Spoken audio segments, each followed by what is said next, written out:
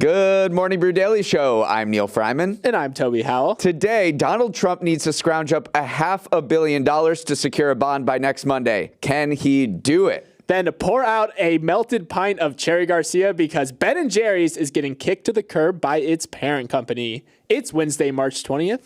Let's ride.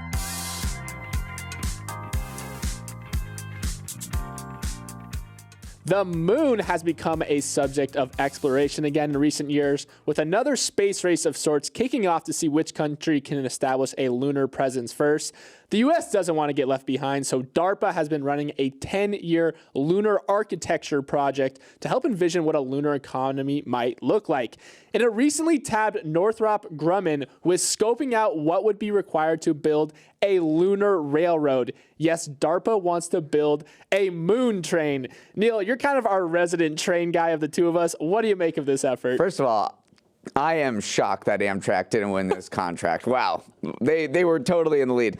The haters will say that we shouldn't be building a moon train when we can't build trains here on Earth, but I don't see it that way. It's not mutually exclusive. We can build a moon train and an Earth train, and maybe even use the information we learn from building a moon train to help out our situation here on Earth, because it's not so great. That's a very optimistic take because, yes, I had written down, we're getting a high-speed rail on the moon before we get it here in the U.S., but hey, I'm all for it. We need to move stuff on the moon, so why not get out ahead of it? So lunar economy, definitely something to keep an eye on in the future.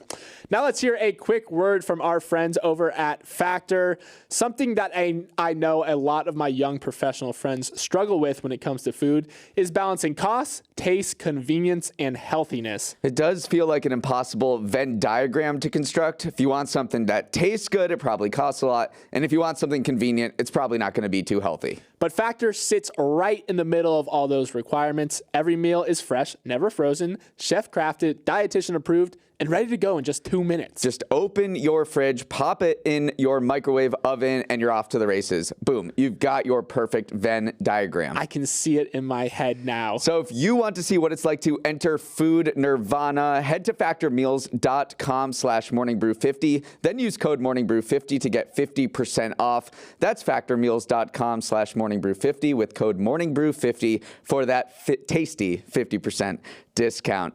Japan put a wrap on one of the world's most radical monetary policy experiments on Tuesday when its central bank raised interest rates out of negative territory. It was the Bank of Japan's first rate hike since 2007 and a sign that its economy has finally returned to growth mode after decades of stagnation.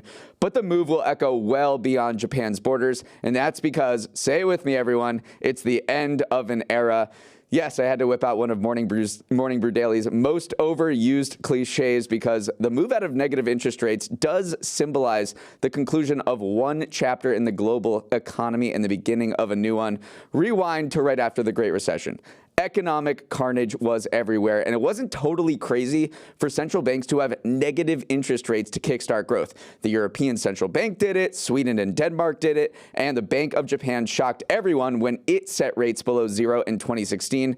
These days, every central bank has returned rates into positive territory, and Japan was the final holdout before Tuesday. Toby, I think this is as dramatic as it gets in the central banking world. It truly is more dramatic than a Jerome Powell press conference, that's for sure. Negative interest rates are always a bit of a mind twister to just wrap your head around because depositors are paying the bank to leave their money with it. It also means that borrowers can take out loans very, very cheaply, and both, again, are incentives to get people to spend money, to do deals, to generate economic activity. And Japan has been trying to bring some life to its economy for years now, almost decades now, and it's something that it looks like it finally has accomplished. All the signs of growth are there.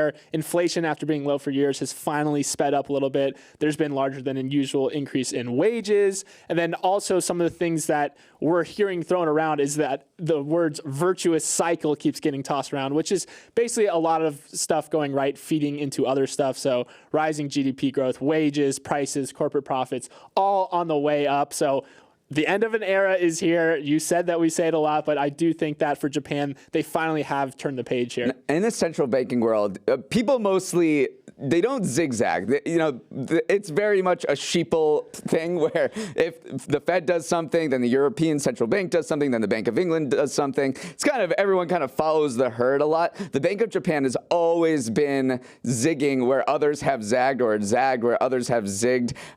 That's because it's just been a laboratory for weird monetary policy experiments. So the Bank of Japan is known for doing these really far out things that not necessarily the rest of the world is doing. And when it did this negative interest rate, the whole world was watching to see what would happen. Would the U.S. do it? And I think this came into question in 2020 when the COVID pandemic hit and the Fed was like, what should we do? We need to kickstart growth. The Fed Chair Jerome Powell said he considered it, but eventually did not do negative interest rates because it's not considered, the legacy of negative interest rates is not that great. People don't necessarily think it should happen or ever happen again. Yeah, the real question is, did it actually work? Is negative interest rates to should we give it its laurels for helping boosting Japan's economy? Or is it more of a combination of some of the supply chain shocks that the COVID-19 pandemic kind of wrought on Japan? Also, the Russia war in Ukraine ended up driving up prices. So if we're looking at that inflation number in particular, maybe the rising cost of the imports of everything, of energy to food to materials, is more to thank or to blame, whatever perspective you want to take, than the actual negative interest rates itself. So even though you might be saying this is celebration for Japan's central bank, the jury is still out on if they actually worked or not. Yeah, and meanwhile, more central bank news today. The Fed is meeting and Jerome Powell will give his dramatic press conference that you alluded to. But it will be dramatic, actually, because investors will be looking to see the forecast for future rate cuts this year. The big question is whether we'll get 2 or 3 rate cuts over the rest of the year for 2024. I don't think we're going negative. I can say that much. Definitely not going negative. Yeah. Our interest rates are at 5%. Yeah. After a 24-year run, Unilever and Ben & Jerry's are parting ways like the chocolate and vanilla size of a pint of half-baked. It's been a relatively rocky road recently for the two companies. Unilever's ice cream division, which also includes brands like Magnum, pulled in $8.6 billion in 2023, but its profit margins are less than half of that of the company's personal care unit. As such, Ben & Jerry's was put on the chopping block by new CEO Hein Schumacher, who has been trying to slim down the consumer goods giant in the 9 months he's been at the helm. Schumacher especially called out the ice cream arm as being problematic in a recent call with reporters. He said, quote, "Ice cream is truly a different business. It is already managed separately than our other activities. And most of that is because the cold supply chain is just such a nightmare. There's also been some political headaches along the way, so it looks like Unilever just wanted to be done with the brain freezes caused by Ben & Jerry's." Yeah, totally. And they own Breyers too. And Unilever, if you need a buyer for Breyers, I'm the biggest fan of Breyers. So I will buy it from you. I probably already account for 50% of global sales. But Unilever's ice cream business is kind of huge for it. It's 16% of global sales. They've had an ice cream business since 1922. They have 5 of the top 10 global brands by sales. So this is not a small decision. This is a big part of their business, but it just got to be too much of a headache. And like you said, the ice cream business, when you read into the details about what it takes to run a ice cream business and get cold things from one place to another, and you always need to have them frozen, sounds like an absolute nightmare. Yeah, the supply chain is super delicate because you have to keep it temperature controlled to ensure that the product quality, basically, because you need to keep it at consistently below freezing temperatures to maintain the texture and the creaminess of ice cream. You don't want those ice crystals forming after you unfreeze and refreeze something. So just a nightmare that makes remember we talked about the cold supply chain during the pandemic because vaccines need to be kept very cold. Unilever deals with that on a daily basis. Also, I was reading into the fact that ice cream is a rather seasonal business. Like, of course, we can wrap our heads around, you don't want to eat it during the winter when it's I'm glad you learned that, yeah. Toby. No, but this is the insight here, is that during the summer, if it's too hot, people also don't like ice cream. They see falling sales, and we were experiencing record heat waves last summer. So Unilever was saying that people actually move on from eating ice cream to just drinking like a more cold, refreshing drink. So there is such a thing as it being too hot for ice cream. So that's been another kind of thorn in Unilever's side as it's trying to manage this ice cream business. And ice cream is a very discretionary purchase, and we use that economic term a lot, but it just means it's very sensitive to price increases. So as inflation has kind of ravaged every sort of consumer good, ice cream has been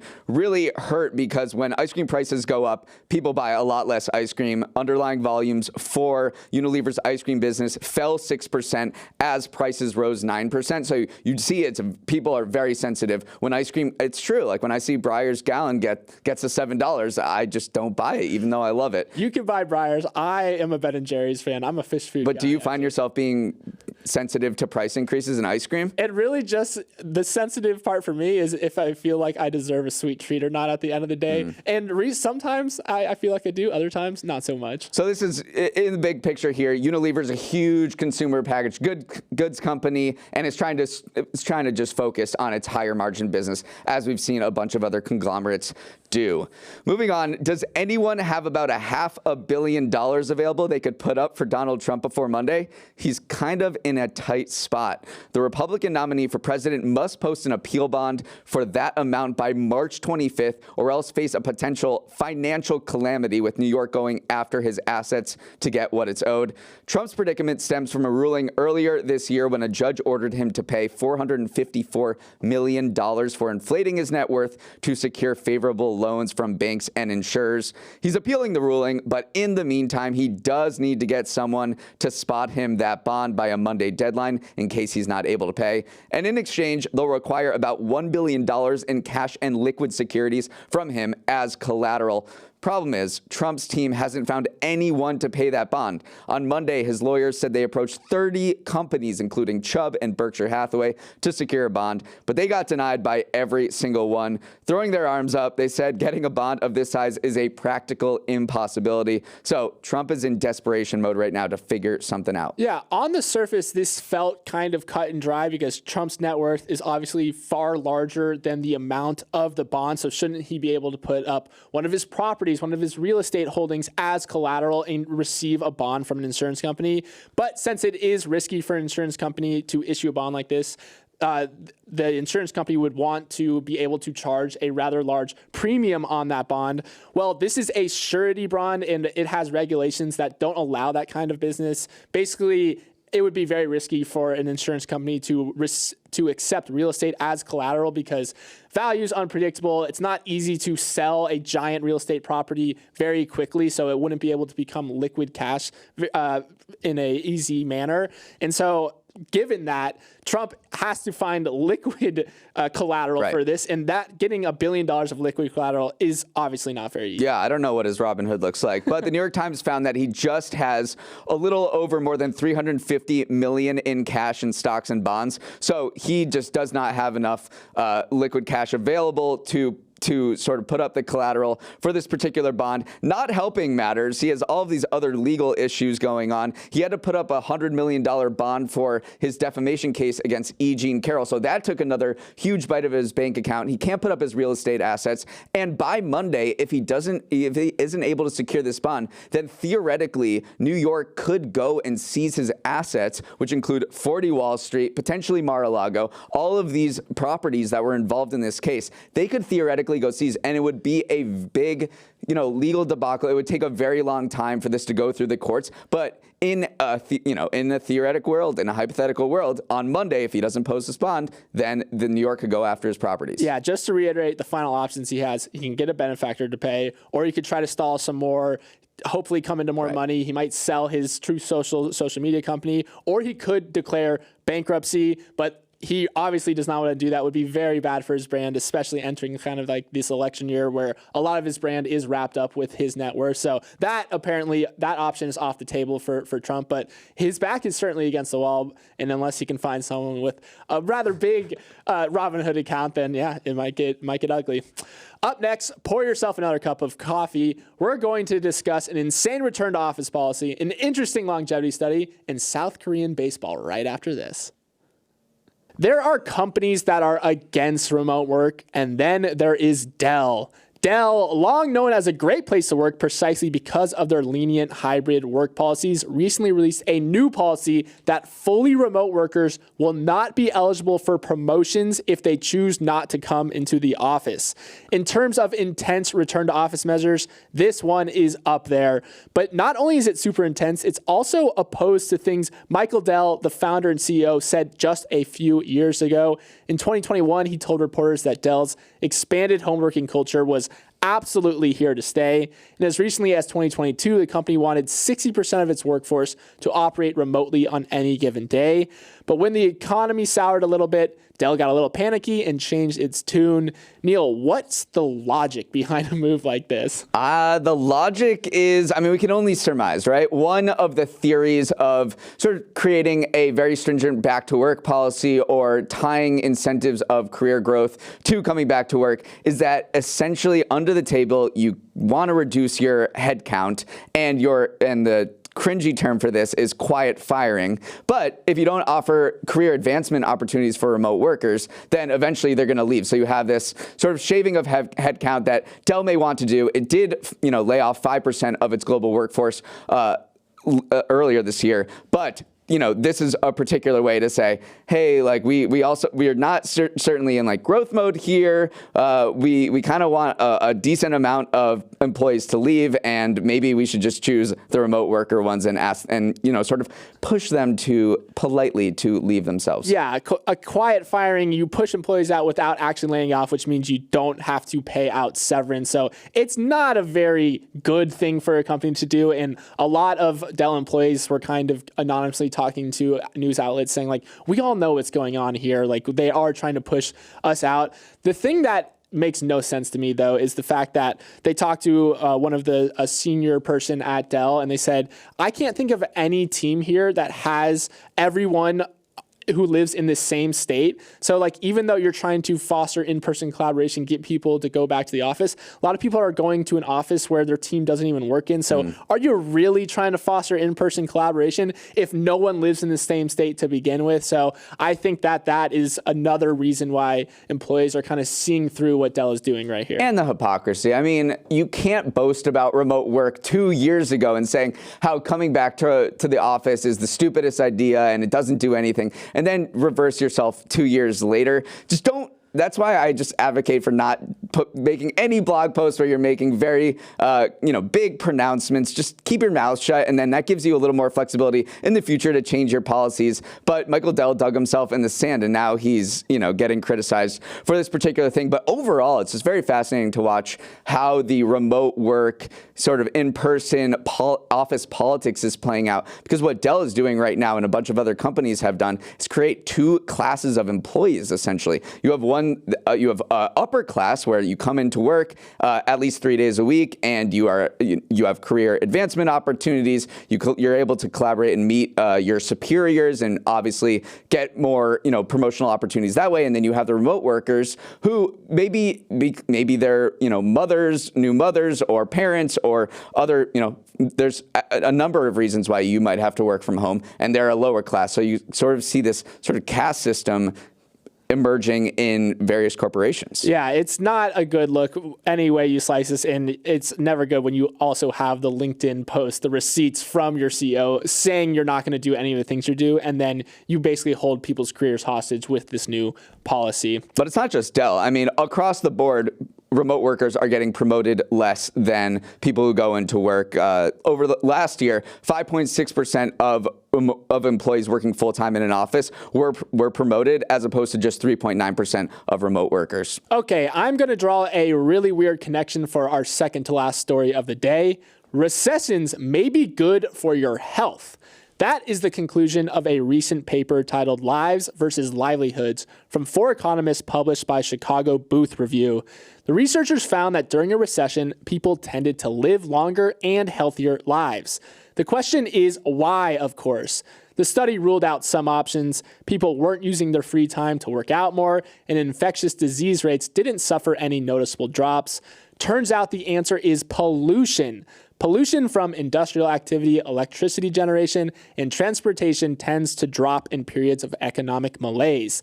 The data was pretty cut and dry. During 2007 to 2009, age-adjusted mortality rates dropped 0.5% for every 1% bump in an area's unemployment rate. And counties hit the hardest by a recession also experienced the greatest declines in pollution. Neal, what do you make of this connection? It's absolutely crazy. I mean, ask anyone and you'll say, is a recession good or bad for people's health or longevity? They'll probably say it's bad. I mean, they're unemployed, they're not doing anything. There's just general, depression going on across the economy. People don't have work. So you're probably like, oh, they'll probably die earlier. That seems fairly obvious. But the fact that a recession will extend your life is absolutely mind-blowing. This is an even crazier stat. 1 in 20 55-year-olds had an extra year of life, which amounts to hundreds of thousands of Americans because of the Great Recession. This isn't to say recessions are bad. Maybe on net they are bad, but they're a lot less worse than we thought because of these longevity benefits. Yeah, it's definitely a counterintuitive idea that recessions improve the welfare benefits for some people, because if you look at particularly old people as well who are no longer in the labor market, so they're not going to be as affected by a layoff or something like that, but they will be affected by the fact that the air might be cleaner, there's less pollution going on. So if you look deeper into this, though, if recessions save lives, does that mean boom times kind of cost lives? And technically it's yes, according to the paper, because when you have an economy that's firing all cylinders, creating more jobs, it also is creating all sorts of these unseen harmful effects. And all you have to do is kind of look at the top countries right now with the worst air pollution in the world that kills an estimated 7 million people per year worldwide. 100 of the most polluted cities are in Asia, with 83 of them being in India in particular, a country that has experienced a very fast-growing economy. So there's definitely trade-offs between economic growth and the health of the people in the economies. Yeah, but I refuse to believe that you want to put the brakes on economic growth for the sake of reducing pollution. I think you can have it both ways. The biggest takeaway here is to regulate pollution more. Right. Because if you regulate pollution more, then you have economic growth and people are healthier. But this goes to show just how bad pollution is for your health in general. So I think that's one of the main policy prescriptions that the authors took away. They said we can have an economic growth, but the fact that we're not regulating pollution as much as we do is a big miss, and that's something we need to focus on going forward. Okay, our final story: the Major League Baseball season begins today with a game between the San Diego Padres and the Los Angeles Dodgers, who made the biggest splash of the offseason by signing superstar Shohei Ohtani to a $700 million contract. But baseball fans, you don't have to wait till tonight to watch Ohtani's Dodgers debut. In fact, the game is probably on right now as you listen to this. It started at 6 a.m. Eastern because the game is being played in South Korea as part of the MLB's push to expand its international audience. Baseball is big in South Korea. It has its own professional league, the KBO, which some of us remember from the dark days of spring 2020 because it was the only active sports league on the planet, and we'd wake up at 4 a.m. just to feel something. But MLB is on another level, and tickets to see Ohtani and the Dodgers play in the league's first ever game in Korea sold out within an hour of going on sale. Yeah, South Korea loves baseball. Its domestic league, the KBO, is known for having just this incredible atmosphere, this very great fan atmosphere where the fans actually have personalized fight songs for every single batter. So it doesn't matter if you're the biggest star or a young rookie, they're going to construct a song that kind of focuses in on your names. It's just an incredible environment, and a lot of MLB players have said that they felt the love over there. And a lot of these cheerleaders, literally the leaders of the cheering section, have spent weeks constructing chants that for Shohei Ohtani and the MLB players. So just a very, very cool fan environment over there. I mean, we have walk-up songs in MLB where every player has a little walk-up song that they play for 30 seconds. But when you go up to bat in a Korean baseball game, they're literally chanting your name to some particular song that they crafted the entire time. And they do this from the first out to the last out. So I highly encourage everyone to go to a KBO game if they haven't. I've known some people who go and they just say it's just an amazing experience. One other really interesting thing about Korean sports fandom is that it is majority women. So I don't know if there's any other place on the planet, but 55% of fans of professional sports in South Korea are women compared to much less than half in the United States and about a quarter in Britain and Australia. And experts allude to the security at stadiums and the fact that South Korea has this very fan-oriented fan-oriented culture where they hold up, K-pop stars and sports stars as national heroes, as driving a lot of female fans. So it's a very interesting sort of curveball to put a baseball metaphor on it. I like that, Neal. The one thing that I was curious about is that South Korea and Japan have some kind of bad sporting blood between the two, because, if you go back as far as 2006, Ichiro Suzuki kind of said, I want to beat South Korea so badly that they'll never catch up for like the next 30 years. A South Korean pitcher ended up hitting Ichiro Suzuki. So there really is like this bad line of bad blood that goes back for a long time. But back to colonial days. Yeah, and obviously back even further than that. But Shohei Ohtani, they have kind of embraced him because it's very hard to hate Shohei. He is the most charismatic dude. Yeah, absolutely. All right, that is our show for this Wednesday. If the week was a camel, then we'd be right at the hump. Hey, they should really call it hump day. That'd be clever. All right, have a strong opinion on something we talked about on today's show. Maybe you want to weigh in on Dell's decision to not promote anyone who's working remotely. Send an email to morningbrew@morningbrew.com and let us know. Let's roll the credits. Emily Milliron is our executive producer. Raymond Liu is our producer. Olivia Graham is our associate producer. Uchenna Ogu is our technical director. Billy Menino is on audio. Hair and makeup, you're never here, but you're still up for promotion. Devin Emery is our chief content officer, and our show is a production of Morning Brew. Great show today, Neal. Let's run it back tomorrow.